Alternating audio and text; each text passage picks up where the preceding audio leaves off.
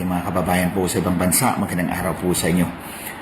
Gusto ko pong i-share sa inyo yung rebuttal ko kina Congressman Chua at Congressman Ridon dahil meron silang maraming sinabi tungkol doon. Tila galit sila na yung cash on hand at cash in bank ni Inday Sara ay nandoon pala sa other personal assets. Just as I said nung last 2 nights ago nung nag-live ako. So sagutin natin to, pabulaan na natin sila. Sabi ni Congressman Chua, the AMLC records have shown that Vice President Sara Duterte is a billionaire. Mukhang nainggit siya. It is an undisputed fact, not based on mere testimony, but on official documents and government records. So ito, pabulaan na natin ito mga kababayan. Yung sinabi ni Congressman Chua na bilyonaryo si Vice President Inday Sara. Tulad ng sinabi ko, yung 6,770 million na paulit-ulit nilang ginagamit para siraan ang ating Vice President reflects the total transactions. Ito yung total ng lahat ng deposits at withdrawals sa mga bank accounts nila. So, dinagdag nila. Kung ano man yung dineposit, ano man yung withdraw, hindi i-minus nila. Inad yun. So, naging 6.77 billion pesos. Covering a period of 20 years. 20 years yan from 2005 to 2025. So, kung i-divide po natin yung 6.77 billion ng 20 years, yung taunang total transaction is only 338.5 million. Hindi umabot ng 1 billion. So, on that score pa lang, hindi mo na pwedeng sabihin bilyonaryo si Inday Sara. Because, yung 6.77 billion, pag dinivide mo ng 20 years, ang annual total is only 338.5 million pesos. Million, hindi billion. So, on that score pa lang, mali na si Congressman Chua. Pangalawa, yung 6,770 million covers 630 covered transactions at 33 suspicious transactions. Tulad ng sinabi ko, pag sinabing suspicious, hindi ibig sabihin kurakot yan. Pag sinabing suspicious transaction, hindi mo sinubmit yung financial, trade, or justification kung bakit ka nag-transfer ng malaking amount, above 500,000 pesos. So it does not mean na ninakaw mo yan.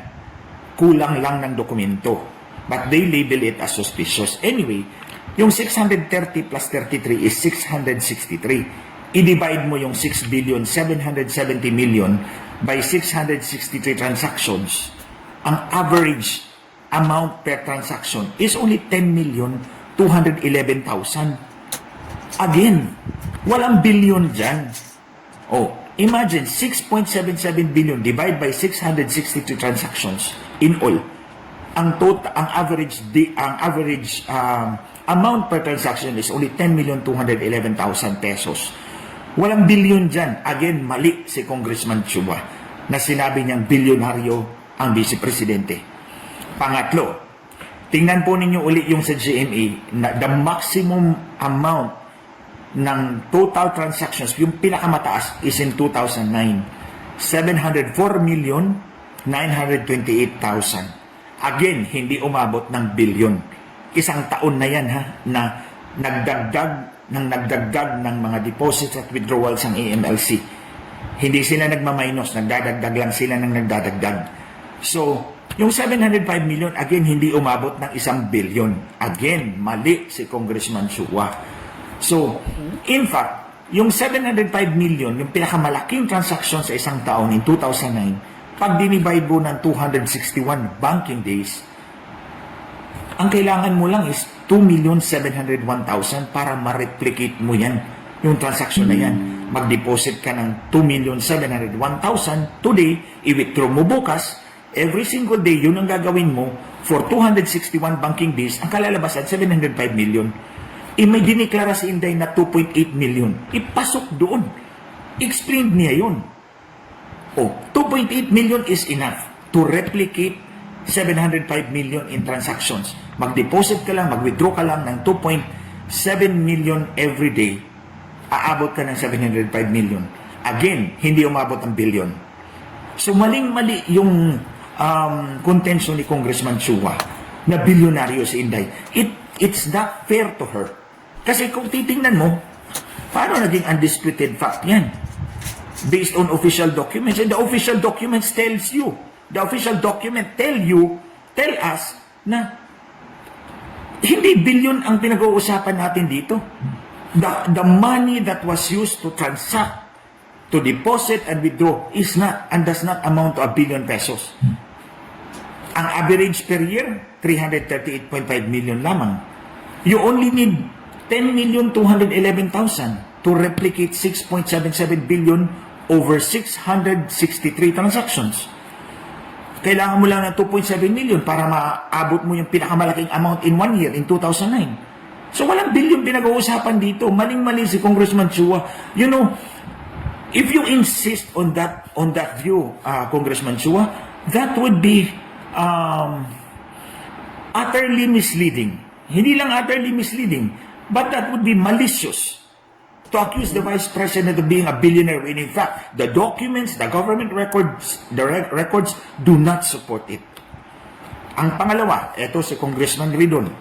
Sinabi niya, nagalit siya, na na-explain ni Vice President Sara na yung cash on hand at cash in bank nasa other personal properties niya. And this is what I also said noong Webes ng gabi.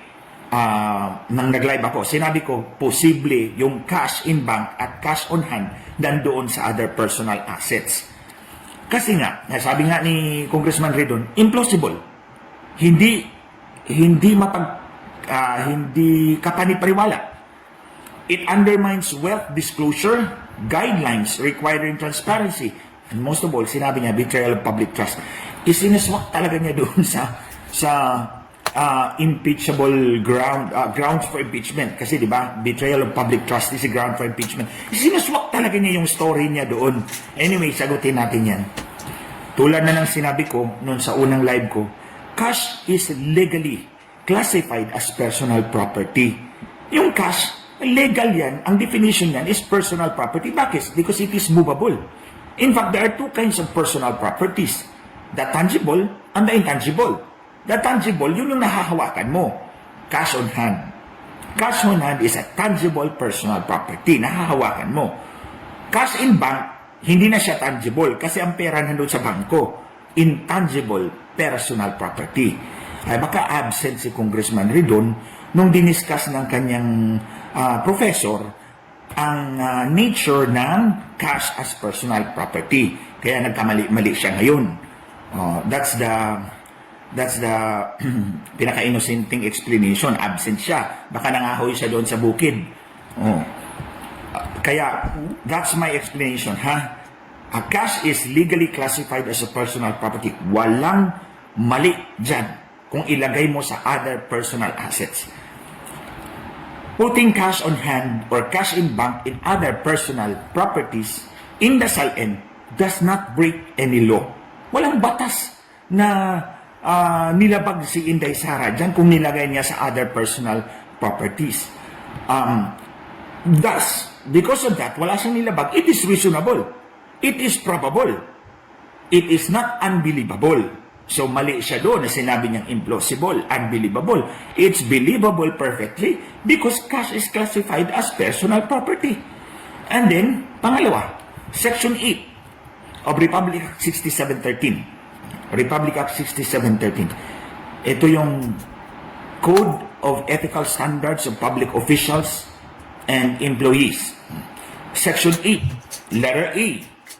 Nandun yung kung ano yung ilagay mo sa SALN. Letter A na malaki, letter A na maliit. Real properties. So sinabi niya, ilagay mo yung real properties mo dyan. Letter B, personal properties. Letter C, all other assets. Sinabi niya, all other assets.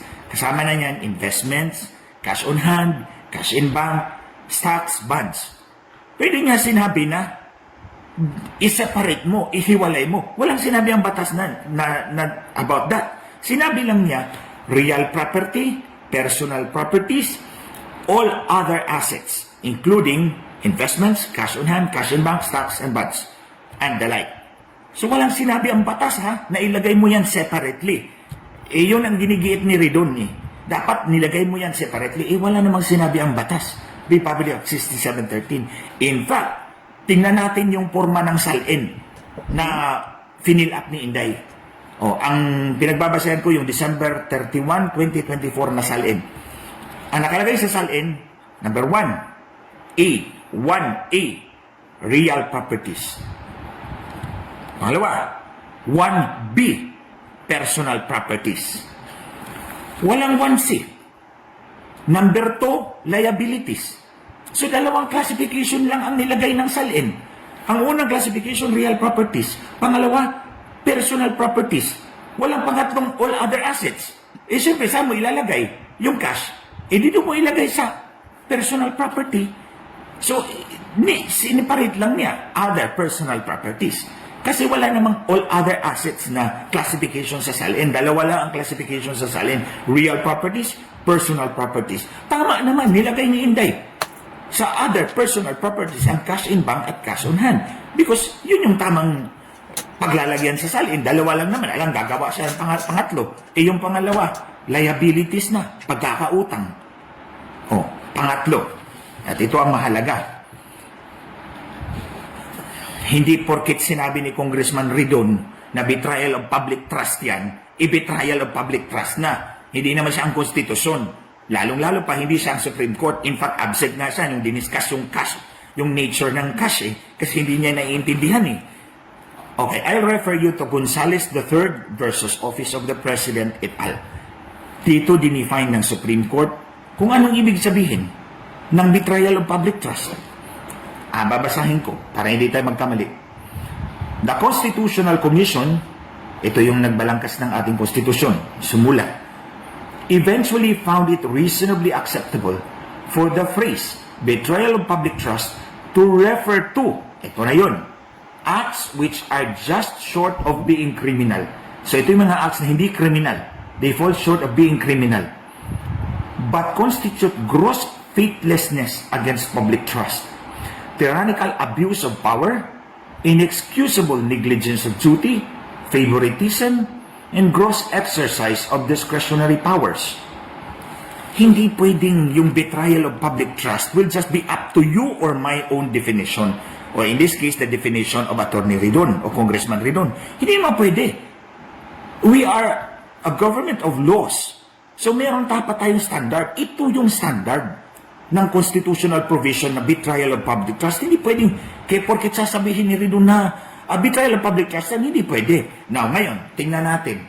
Yung paglagay ng cash on hand or cash in bank sa salin under other personal properties, does it constitute gross faithlessness against public trust? Walang gross faithlessness dyan.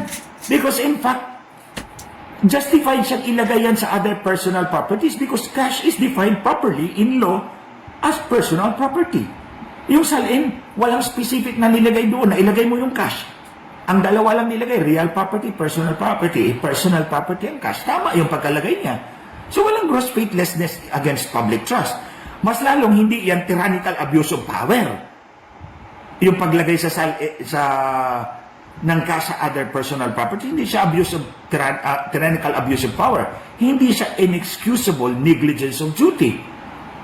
At lalong hindi siya favoritism. Walang siyang pinapaboran dyan. At hindi siya gross exercise of discretionary power. So in other words, yung paglagay ni Vice President Sara Duterte ng cash on hand at cash in bank, nilamp niya together sa other personal properties does not fall under the standard definition of betrayal of public trust. So ngayon, mali si Congressman Ridon, mali si Congressman Chua, hindi bilyonaryo si Vice President Sara Duterte, bilyonaryo lang sa kanilang paningin because ginigiit nila at gusto nilang tanggalin sa pwesto even without proper justification. Ganon din si Congressman Ridon, pinipilit niya na betrayal of trust, public trust. Kita naman natin, hindi siya pasok sa definition of the legal definition of betrayal of public trust. Hindi porket sinabi niya na betrayal yan, no.